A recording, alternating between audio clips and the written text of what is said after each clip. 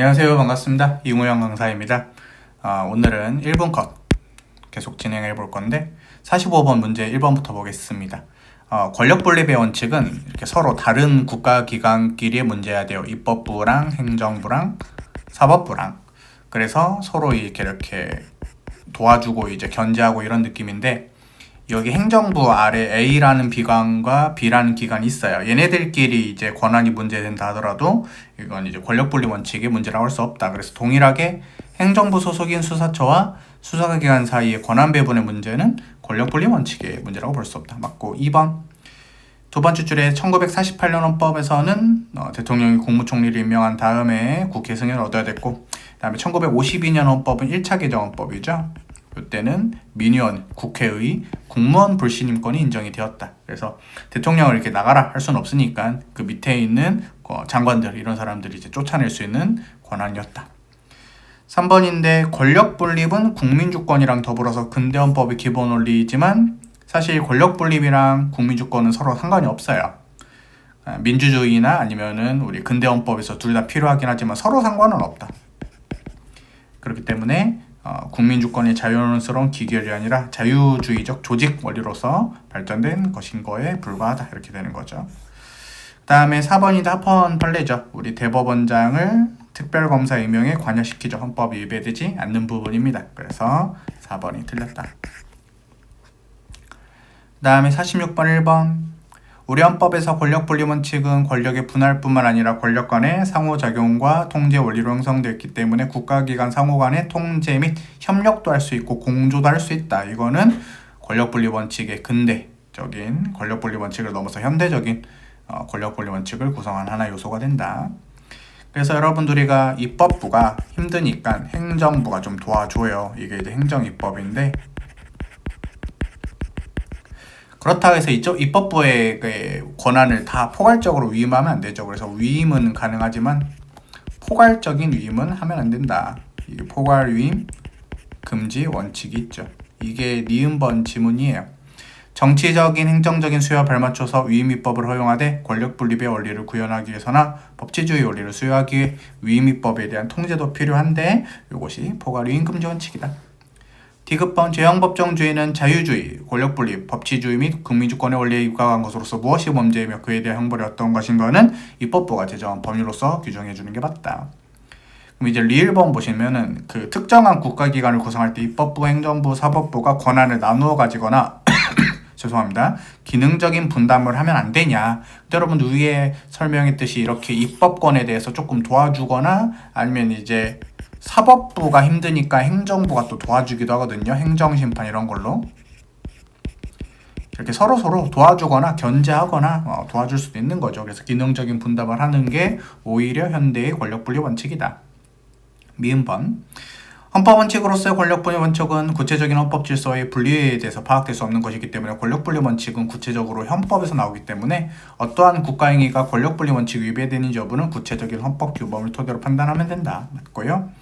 그 다음에 비읍번인데 위임입법과 관련해서 위임조항이 법률이 있죠. 위임의 구체적인 범위를 명백히 규정해주면 좋지만 명백히 규정하고 있지 않다 하더라도 당해 법률의 전반적인 체계와 관련 규정에 비춰봤을 때 위임조항이 내재적인 위임의 범위나 한계를 객관적으로 분명히 한정할 수 있다면 포괄적인 위임이라 할 수 없다. 요거는 어려운 지문이니까 여러분들 꼭 그 변형 지문 같은 것들 본 교재에서 연습을 해주세요. 알겠죠? 그 다음에 47번인데 법률에서 일부 내용을 하위 법령에 위임하려고 합니다. 이게 법률이고 이게 A 법률이고 그 다음에 A 다시에 이렇게 위임을 해요. 근데 이제 해당 법률에서 사용된 추상적 용어, 이게 이제 X라는 용어라고 합시다.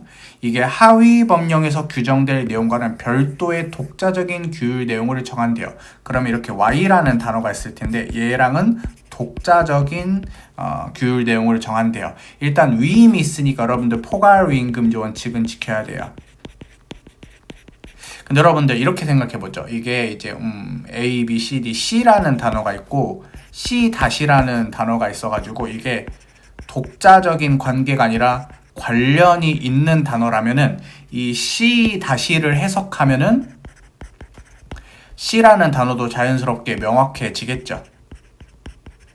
그럼 얘는 별도로 명확성 원칙을 따질 필요 없는 거예요. 근데 왼쪽 그림에 보시면 X라는 단어랑 그다음에 Y라는 단어는 서로 완전히 관련이 없는 독자적인 단어라고 봤을 때 얘도 명확해야 되고, 그쵸? 왜냐면 법률은 명확해야 되니까. 그 다음에 여기서 쓰였던 이 X라는 단어도 별도로 명확해야 되죠. 그래서 X라는 단어랑 Y라는 단어랑 서로 위임관계에 있지만 이렇게 독자적인 규율 내용을 정하고 있을 때는 일단 위임을 하기 때문에 포괄위임 금지 원칙도 지켜야 되고, 그 다음에 별도로 명확성의 원칙도 지켜야 됩니다. 근데 이제 오른쪽 그림에서는 이 관련성이 있는 독자적인 것이 아니라 관련성 있는 단어라면 별도로 명확성 원칙을 문제 삼을 필요는 없어요. 포괄위임 금지 원칙만 생각하면 됩니다. 그러면 독자적인 규율 내용을 정하도록 했으니까 별도로 포괄위임 금지 원칙을 따져봐야 되겠죠. 그 다음에 2번, 입법의 위임은 법률로서 구체적인 범위를 정해서 이루어지는 것이기 때문에 위임 범위 구체성 및 명확성의 요구 정도는 규제 대상의 종류 및 성격에 따라 달라질 수 있는 것이 아니냐. 달라진다.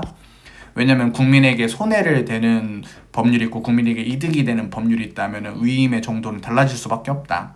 그 다음에 3번은 위임 입법의 예측 가능성은 법규 명령이 아니라 법률로부터 예견이 가능해야 됩니다.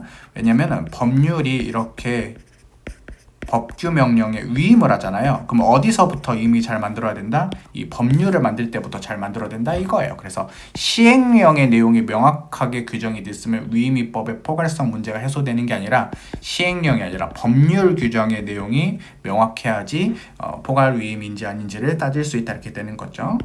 다음 4번은 위헌 판례죠. 자동차 운전 한번 전문을 졸업하고 운전면허를 받은 사람 중에 교통사고를 일으킨 비율이 대통령령이 정하는 비율을 초과하는 때는 학원의 등록을 취소하거나 1년 이내 운영 정지를 명할 수 있는데 자기 책임의 원리도 위배되고 포괄 위임 금지 원칙에도 위배가 되고 직업의 자유도 침해하는 판례죠. 그래서 4번이 답입니다.